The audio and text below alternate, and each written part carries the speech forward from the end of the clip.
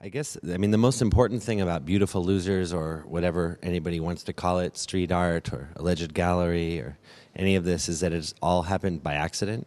You know, there was never a plan to ever like make a career or a life or popularity or anything like that, because it was in the beginning, like, you know, late 80s, early 90s, when I moved to New York, there was no such thing as street culture. You know, street culture is a 1990s invention, and when we started making it, they didn't have street culture. There wasn't a store where you could go buy street culture clothing, or, you know, it was all being made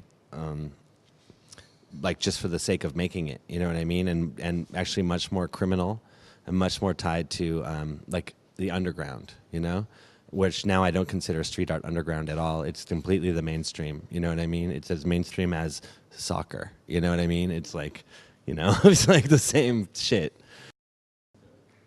No, but yeah, it's important to realize that it all happened by accident, and it was just kids making things for each other. You know what I mean? And at the beginning, a very small group of people, in, you know, always around the world. There was always people writing graffiti in different places all around the world, in Europe and Germany and in London, but it was always like three people in each city. You know what I mean? That did it, and everybody knew each other because the world was so small. There was maybe 50 people in the world that did it, and so you just found out about everybody, and it was a very small, tight-knit scene.